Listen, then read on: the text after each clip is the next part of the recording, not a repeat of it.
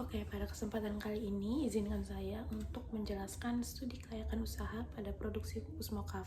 Bersama saya sendiri, yaitu Tara Monika Huta Barat, saya akan menjelaskan apa sih studi kelayakannya itu seperti apa, mulai dari aspek pemasarannya, kemudian untung ruginya ya. Oke, next. Ini adalah deskripsi produk. Produknya kurang lebih seperti ini, bisa terlihat ya. Jadi itu berupa brownies, jadi kayak semacam camilan. Nah, apa sih brownies kukus mokaf? Jadi mokaf itu sendiri adalah modified cassava flour, atau dia tepung singkong yang dimodifikasi, tapi dia berbeda dari tepung aci. Jadi berbeda, bukan hal yang sama. Dan mokaf ini gluten free, jadi sangat cocok untuk orang-orang yang menjalankan pola hidup sehat, untuk orang yang melek dengan kesehatan, kemudian untuk yang menderita alergi gluten, itu sangat produk ini sangat cocok. Kemudian brownies ini memiliki tekstur yang lembut, tentunya rasa manis pas, kemudian aroma mokafnya itu pas, tidak terlalu menyengat. Dan produk kita ini sangat tinggi serat, dia kadarnya 6-10%. Nah, makanya cocok untuk dijadikan camilan atau dijadikan oleh-oleh. Nah, camilan sehat ya tentunya. Oke, next. Aspek pemasaran. Di sini target pasar kita adalah keluarga, anak-anak, ibu hamil, rekan kerja, dan pencinta makanan sehat. Jadi untuk yang disebutkan tadi itu sangat cocok lah ya. Anak-anak pasti suka karena rasanya yang manis, dia tidak ada rasa aneh walaupun menggunakan tepung yang berbeda dari tepung terigu atau penggantinya yang lebih sehat. Dan ini ya sangat direkomendasikan untuk produk ini. Kemudian strategi pemasarannya, kita melalui penjualan online bisa, kemudian melalui marketplace dan media sosial seperti Instagram, kemudian WhatsApp. Untuk marketplace itu seperti Shopee Food atau GoChannel, kita bisa pengirimannya. Kemudian lewat TikTok Shop juga bisa. Kemudian untuk mitra, kita bisa bekerja sama dengan mitra, yaitu dengan toko kue lokal dan catering. Jadi cocok-cocok saja gitu ya. Kemudian untuk promosinya, kita bisa menggunakan paket bundling ya, jadi bisa dikombinasikan dengan minumannya misalkan. Kemudian pembelian berapa piece tertentu akan mendapatkan gratis satu produk gitu. Dan kita juga adakan diskon atau potongan harga. Nah, keuntungan perusahaan ke depan ini saya akan jelaskan sedikit, tapi dengan modal awal yang cukup besar, yaitu 35 juta. Nah, untuk peralatan ini kita peralatannya pakai yang sudah modern, jadi modal ada di atas 10 juta, yaitu sekitar 15 juta. Dengan bahan baku pada sebelum pertama yaitu 10 juta, dan biaya operasional awal itu sebesar 10 juta. Nah, harga perkiraan penjualannya itu sekitar 50.000 per loyang dengan ukuran yang sedang. Itu kita akan mendapatkan keuntungan sekitar 4-5 juta per bulan. Dengan margin keuntungan kita sekitar 50% setelah biaya operasional kita menjadi 1,5 juta. Jadi cukup bagus ya untuk aspek pemasarannya. Kemudian kita akan mendapatkan payback period atau balik modal di 8-10 bulan. Nah, untuk menyiasatinya atau untuk mempercepatnya, kita bisa melakukan ekspansi online atau dengan perluasan gitu ya. Jadi kita juga merambah ke dunia online. Dan tren gluten free 2025, tingkatkan penjualan. Itu bisa meningkatkan penjualan dari 20-30% tahunan.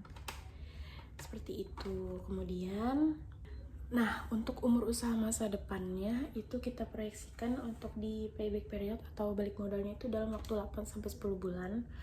Kemudian umur usaha itu bisa mencapai lebih dari 10 tahun dengan inovasi yang rutin. Tentunya kita akan mengembangkan produk-produk baru dengan tepung mokaf ini. Tentu saja bisa dibuat berbagai macam produk, dan nantinya kita akan mencoba untuk melakukan R&D tentunya. Dan untuk tren pasarnya itu stabil karena konsumsi singkong itu termasuk rendah ya pada saat panen besar. Dan mokaf ini bisa sebagai pengganti terigu tentunya itu sangat stabil lah ya hitungannya. Usaha ini hitungannya jangka panjang, dan selain itu kita juga bisa melakukan diversifikasi produk mokaf.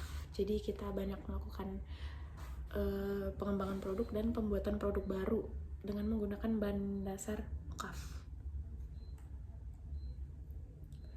Nah, untuk faktor teknis dan teknologi ke depan, untuk saat ini kebetulan kita masih menggunakan kukus manual, atau alat pengukusnya itu masih manual menggunakan kompor dan mixer free, alias kita kocok manual, tidak pakai mesin mixer.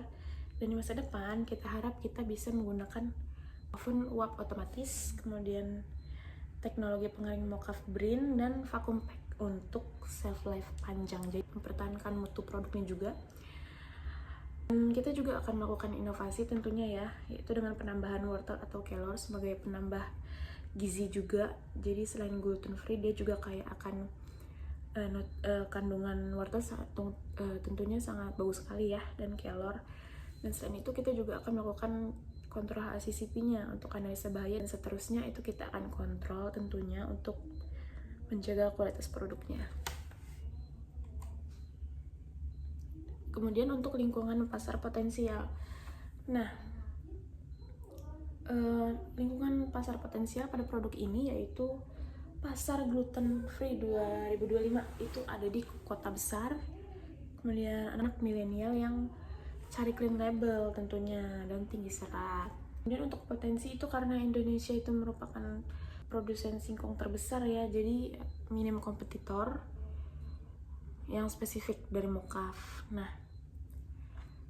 untuk dari segi permintaan tentunya akan naik ya, karena ini snack sehat dan pasti banyak peminatnya. Dengan klaim bebas alergen, plant based, itu pasti diminati. Next. Nah, tentunya kita juga menemukan persaingan pastinya dalam segala usaha, pasti ada persaingannya. Nah, persaingan dengan kompetitor itu ada kompetitor utama yaitu pengusaha brownies menggunakan terigu yang biasa ya. Kemudian brand-brand terkenal tapi tidak gluten free itu termasuk dalam kompetitor kita.